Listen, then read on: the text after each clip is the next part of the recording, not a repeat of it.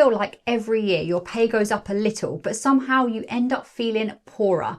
Today's budget just explained exactly why, and it's not good news. In fact, what Rachel Reeves announced today is set to deliver one of the largest stealth tax rises on ordinary British workers in decades. So let's break down exactly what this budget means for you, not for Westminster, not for the markets, not for Whitehall, but for anyone trying to work, trying to raise a family, trying to pay their bills, save for a house deposit, or just keep their head above water in Britain in 2025. Basically, if you work hard, you save, you maybe invest, you will pay more. If you don't, then you'll probably actually be rewarded. One of the biggest stories today wasn't actually something that Reeves said. It was something the OBR accidentally leaked before the budget even started. Their full assessment, released early by mistake, confirmed that this government is relying on one of the largest stealth tax rises in recent memory. And yes, it's aimed squarely at the working people. Who else? Reeves has extended the freeze on income tax thresholds and national insurance thresholds all the way to 2030-2031, which is another 6 years. What this means is this: as your wages rise to keep up with inflation, your tax bill rises faster, not because tax rates have gone up, but because the bands you're in, that you're being taxed in, have stayed frozen. This way, Reeves can stand up and say, hey, look, we didn't raise income tax, and technically she's right. But the reality is that millions of working people will pay more tax. People who have never been in the higher tax bracket, they've never been a higher tax payer in their lives, are about to be dragged into it. That's the reality. And people who are already feeling squeezed are going to feel it even tighter. This is the single biggest tax raising measure in the entire budget. And it doesn't hit the richest, it hits normal working people. Reeves knows the impact as well. She even said something in her speech along the lines of, this will affect working people. But she says it's necessary, of course, because of the £22 billion black hole left in public finances, and that the taxes on the wealthiest have helped close that gap. So we need more.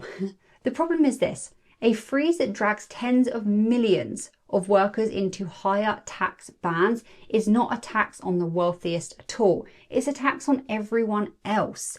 And that's what makes what came next even harder to take. Alongside the threshold freezes, Reeves also raised capital gains tax on properties, dividends and savings by up to 2 percentage points. She also lowered the cash ISA limit, capped salary sacrifice pension contributions, and introduced new taxes on electric vehicles, vapes, and high-value cars under Motability. This is why critics, including the Institute for Fiscal Studies, are calling today's budget the biggest tax-raising event since 1993, pushing the overall tax burden to the highest level in modern history by the end of the decade. And isn't it very strange how there's no money? You know, the government must help to fill in this black hole, but yet there is enough money for 1.8 billion to implement the digital ID. And also there's enough money to spend on immigration, on foreign aid, and loads of other things that the typical British person, working person, just doesn't really care about. They don't really want. I think it's a lack of priorities here. Now, yes, Reeves will say that she had no choice. She'll point to the Conservatives as being the problem. She'll talk about stability. She'll say that she's protecting working families by not raising the headline rate of income tax. She'll say that growth is picking up. She'll say that abolishing the 2-child benefit cap is a huge moment. But for the millions of working families who don't qualify for that extra support because they've already limited themselves to maybe 1 or 2 children simply because they can't afford more, you know, the typical British person isn't having more than 1.44 on average children. What does today's budget actually do? Well, your wages go up a bit because inflation pushes salaries higher, but your tax bill rises more. Your take-home pay barely moves. That's the thing here.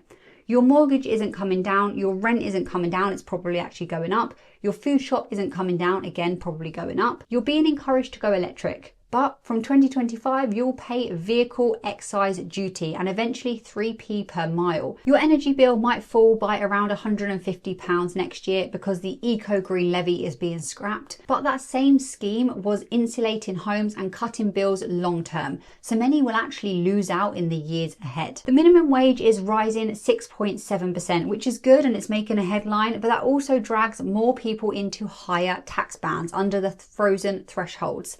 And small businesses will just pass some of those costs on to the consumer in higher prices. None of this is simple, none of this is easy, and I don't think anyone watching believes that the government has an easy job, an easy task.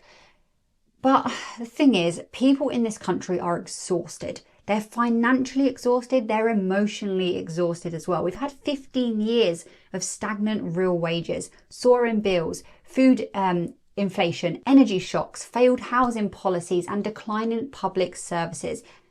The list goes on. The UK are not in an economic good position. People have cut back on luxuries, then on basics, now essentials. And today's budget, even with the good bits, not many of those, but even with the good bits, it didn't change that. The reality for most working households is actually that they're going to be worse off. The OBR's own leaked forecast shows growth being downgraded from 2026 onwards, inflation staying hotter than hoped, and borrowing still high before it falls. Growth forecasts don't make your food shop cheaper. Bond yields don't help you fill up your car. Debt to GDP ratios don't help you pay your rent. People really want to know, will my life feel easier next year after this budget? And the honest answer is no, probably not.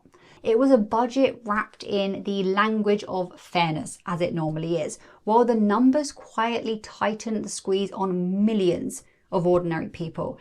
And that's why people are really, really frustrated, because the cost of fixing the country just keeps landing on these same shoulders. The people who work hard, get up early, pay their taxes, follow the rules, and still feel like they're slipping backwards every single year. Anyway, I wanted to keep this as brief as I possibly could and to the point as possible. It's hard to do when there's so much information, but there'll be plenty more detail and thoughts from us to come over the next few days on this, I'm sure, on our various platforms. So make sure you're subscribed.